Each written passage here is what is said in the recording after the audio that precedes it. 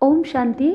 23 सितंबर 2020 की प्रातः मुरली बाप दादा की साकार महावाक्य है।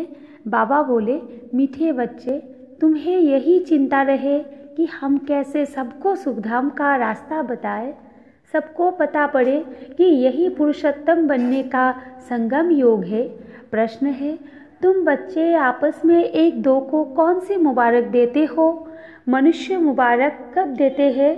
उत्तर में बाबा ने कहा, मनुष्य मुबारक तब देते जब कोई जन्मता है, विजयी बनता है या शादी करता है या कोई बड़ा दिन होता है, परंतु वो कोई सच्ची मुबारक नहीं। तुम बच्चे एक दो को बाप का बनने की मुबारक देते हो। तुम कहते हो कि हम कितने खुशनसीब हैं जो सब दुखों से छूट सुखधाम में जाते हैं। तुम्हें दिल ही दिल में खुशी होती है। ओम शांति। बेहद का बाप बेहद के बच्चों को समझाते हैं। अब प्रश्न उठता है, बेहद का बाप कौन? यूँ तो जानते हो कि सबका बाप एक है, जिसको परमपिता कहा जाता है। लौकिक बाप को परमपिता नहीं कहा जाता। परमपिता तो एक ही है, उनको सब बच्चे भूल गए हैं। इसलिए परमपिता परमात्मा जो दुख हरता सुख करता है, उसे तुम बच्चे जानते हो कि बाप हमारे दुख कैसे हर रहे हैं, फिर सुख शांति में चले जाएंगे। सब तो सुख में नहीं जाएंगे, कुछ सुख में कुछ शांति में चले जाएंगे। कोई सतयुग में पाठ बजाते, कोई त्रेता में, कोई द्वापर में। तुम सतयुग में रहते हो तो बाकी सब मुक्तिधाम में, उनको कहेंगे ईश्वर का घर। मुसलमान लोग जब नमाज पढ़ते हैं तो सब मिलकर खुदा ताला की बंदगी करते हैं। किस लिए? क्या बहिश्त के लिए या अल्लाह के पास जाने के लिए? अल्लाह के घर को बहिश्त नहीं कहेंगे। वहाँ तो आत्माएं शांति में रहती है, शरीर नहीं रहते। यो जानते होंगे अल्लाह के पास शरीर से नहीं, परंतु हम आत्माएं जाएंगी। अब सिर्फ अल्लाह को याद करने से तो कोई पवित्र नहीं बन जाएंगे। अल्लाह को तो जानते ही नहीं। अब यो मनुष्य को कैसे राय दे कि बाप सुख शांति का वर्षा दे रहे हैं? विश्व में शांति कैसे होती है? विश्व में शांति कब थी, यह उन्हों को कैसे समझाए? सर्विसेबल बच्चे जो है, नंबरवार पुरुषार्थ अनुसार उन्हों को यह चिंतन रहता है। तुम ब्रह्मामुख वंशावली ब्राह्मणों को ही बाप ने अपना परिचय दिया है। सारी दुनिया के मनुष्य मात्र के पार्ट का भी परिचय दिया है। अब हम मनुष्य मात्र को बाप और रचना का परिचय कैसे दें? बाप सबको कहते हैं, अपने को आत्मा समझ मुझे याद करो तो खुदा के घर चले जाएंगे। गोल्डन एज अथवा बहिश्त में सब तो जाएंगे नहीं। वहाँ तो होता ही एक धर्म है, बाकी सब शांति धाम में है। इसमें कोई नाराज़ होने की बात ही नहीं। मनुष्य शांति मांगते हैं, वो मिलती है अल्लाह अथवा गॉड फादर के घर में। आत्माएं सब आती है शांति धाम से। वहाँ फिर तब जाएंगे जब नाटक पूरा होगा। बाप आते भी है पतित दुनिया से सबको ले जाने के लिए। अभी तुम बच्चों की बुद्धि में है, हम शांति धाम में जाते हैं, फिर सुखधाम में आएंगे। यह है पुरुषोत्तम संगम योग। पुरुषोत्तम अर्थात उत्तम से उत्तम पुरुष। जब तक आत्मा पवित्र ना बने तब तक उत्तम पुरुष बन नहीं सकते। अब बाप तुमको कहते हैं, मुझे याद करो और सृष्टि चक्र को जानो और साथ में देवी गुण भी धारण करो। इस समय सभी मनुष्य के कैरेक्टर बिगड़े हुए हैं। नई दुनिया में तो कैरेक्टर बहुत फर्स्ट क्लास होते हैं। भारतवासी ही उच्च कैरेक्टर वाले बनते हैं। उन उच्च कैरेक्टर वालों को कम कैरेक्टर वाले माथा टेकते हैं, उनके कैरेक्टर्स वर्णन करते हैं। यह तुम बच्चे ही समझते हो। अब औरों को समझाए कैसे? कौन सी सहज युक्ति रचे? यह है आत्माओं का तीसरा नेत्र खोलना। बाबा की आत्मा में ज्ञान है। मनुष्य कहते हैं मेरे में ज्ञान है, यह देह अभिमान है, इसमें तो आत्म अभिमानी बनना है। सन्यासी लोगों के पास शास्त्र का ज्ञान है, बाप का ज्ञान तो जब बाप आकर देवे। युक्ति से समझाना है।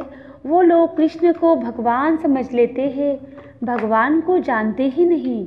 ऋषि मुनि आदि कहते थे हम नहीं जानते, समझते हैं मनुष्य भगवान हो नहीं सकता, निराकार भगवान ही रचता है। परंतु वो कैसे रचता है, उनका नाम रूप देश काल क्या है, कह देते नाम रूप से न्यारा है। इतनी भी समझ नहीं कि नाम रूप से न्यारी वस्तु हो कैसे सकती, इम्पॉसिबल है। अगर कहते हैं पत्थर ठिक्कर कच्छ मच्छ सब में है तो वो नाम रूप हो जाता है। कब क्या कहते रहते हैं। बच्चों को दिन रात बहुत चिंतन चलना चाहिए कि मनुष्य को हम कैसे समझाएं। यह मनुष्य से देवता बनने का पुरुषोत्तम संगम योग है। मनुष्य देवताओं को नमन करते हैं, मनुष्य को नमन नहीं करता। मनुष्य को भगवान अथवा देवताओं को नमन करना होता है। मुसलमान लोग भी बंदगी करते हैं, अल्लाह को याद करते हैं। तुम जानते हो वो लोग अल्लाह के पास पहुँच तो नहीं सकते।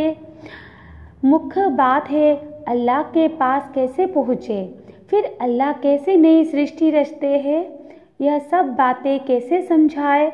इसके लिए बच्चों को विचार सागर मंथन करना पड़े।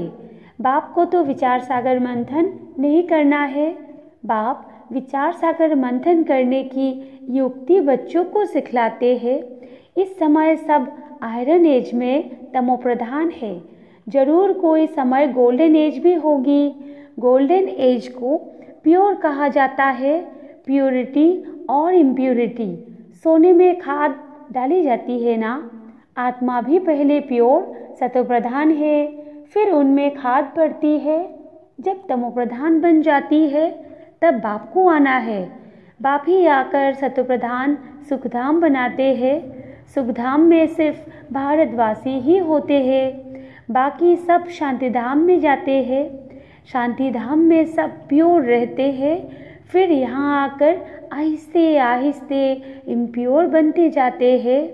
हर एक मनुष्य सतो रजो तमो जरूर बनते हैं।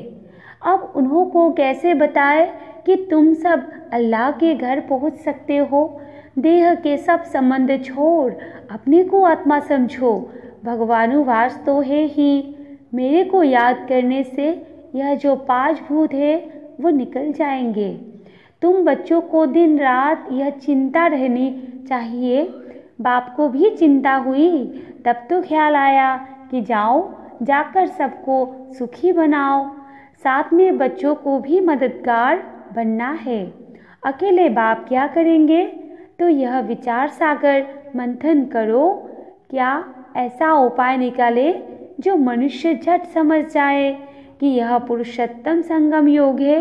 इस समय ही मनुष्य पुरुषोत्तम बन सकते हैं।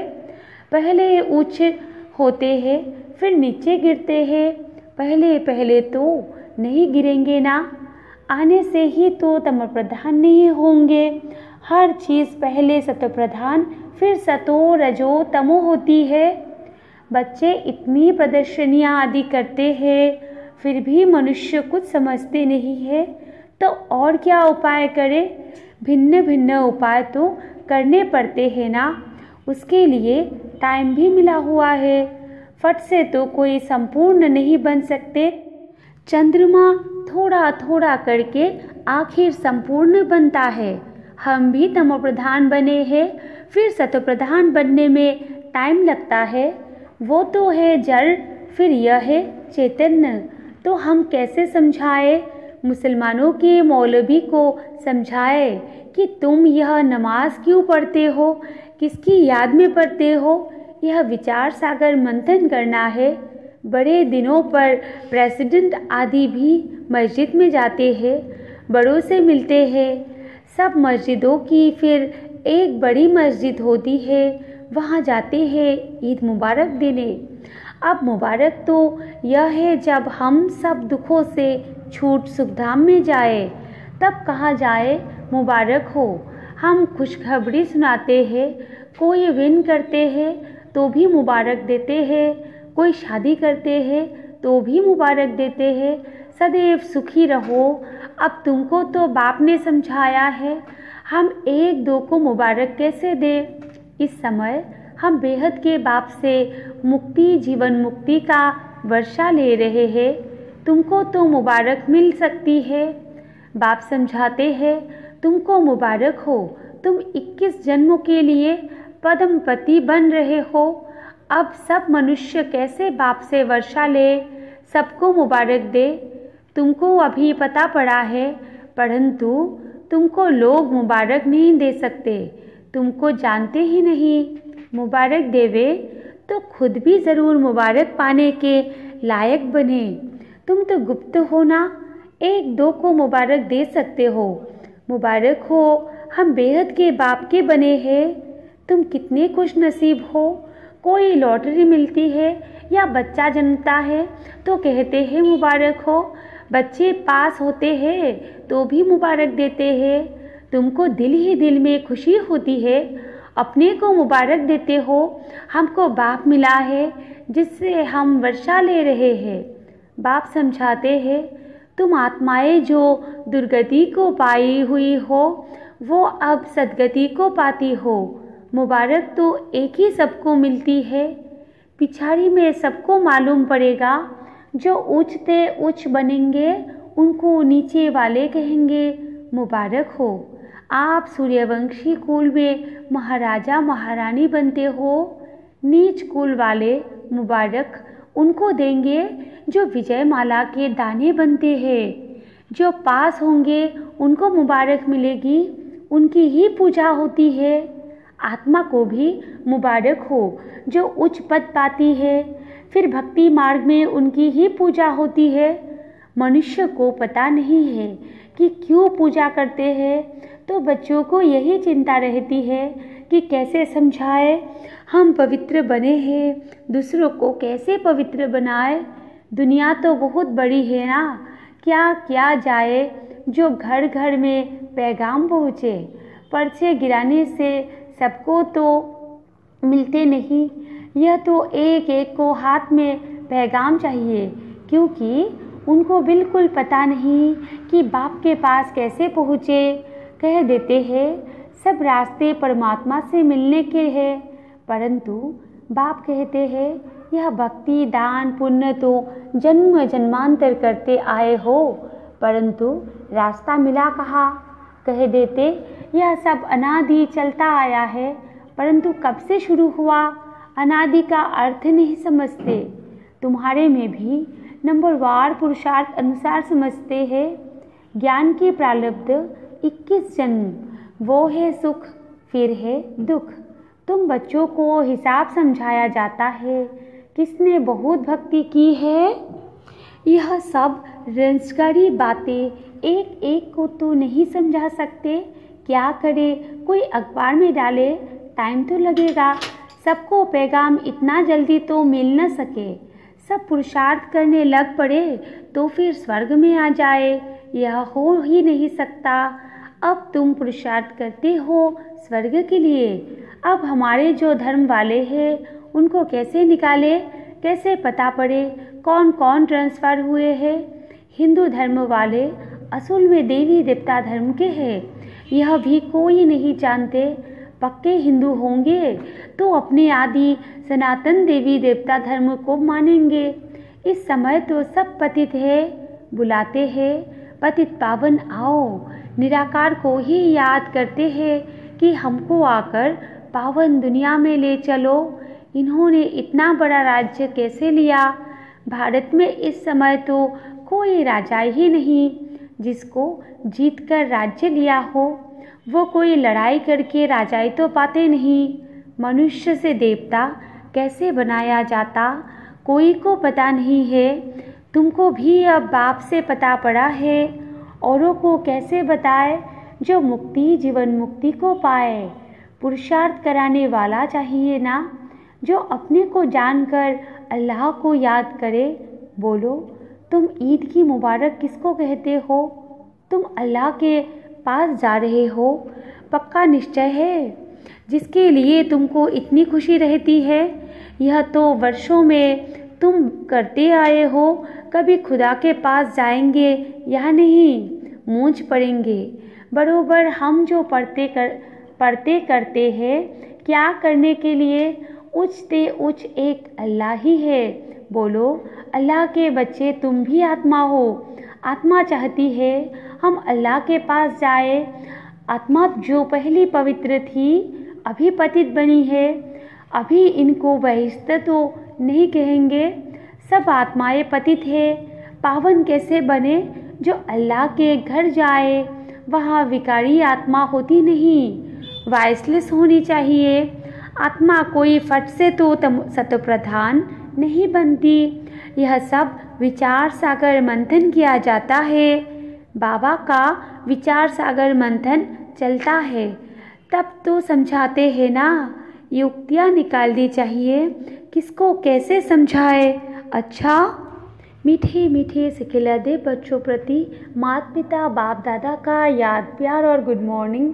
रूहानी बाप की रूहानी बच्चों को नमस्ते, और हम रूहानी बच्चों की रूहानी माता पिता बाप दादा को भी याद प्यार गुड मॉर्निंग और नमस्ते नमस्ते नमस्ते। धारणा के लिए मुख्य सार है। 1 नंबर पॉइंट, जैसे बाप को ख्याल आया कि मैं जाकर बच्चों को दुखों से छुड़ाओ, सुखी बनाओ, ऐसे बाप का मददगार बनना है। घर घर में पैगाम पहुंचाने की युक्तियाँ रचनी है। 2 नंबर पॉइंट है, सर्व की मुबारकें प्राप्त करने के लिए विजय माला का दाना बनने का पुरुषार्थ करना है, पूज्य बनना है। वरदान है, नम्रता और अथॉरिटी के बैलेंस द्वारा बाप को प्रत्यक्ष करने वाले विशेष सेवाधारी भव। विस्तार है, जहाँ बैलेंस होता है वहाँ कमाल दिखाई देती है। जब आप नम्रता और सत्यता की अथॉरिटी के बैलेंस से किसी को भी बाप का परिचय देंगे तो कमाल दिखाई देगी। इसी रूप से बाप को प्रत्यक्ष करना है। आपके बोल स्पष्ट हो, उसमें स्नेह भी हो, नम्रता और मधुरता भी हो, तो महानता और सत्यता भी हो, तब प्रत्यक्षता होगी। बोलते हुए बीच बीच में अनुभव कराते जाओ, जिससे लगन में मगन मूर्त अनुभव हो। ऐसे स्वरूप से सेवा करने वाले ही विशेष सेवाधारी है। और स्लोगन है, समय पर कोई भी साधन न हो तो भी साधना में विघ्न न पड़े। अच्छा, ओम शांति।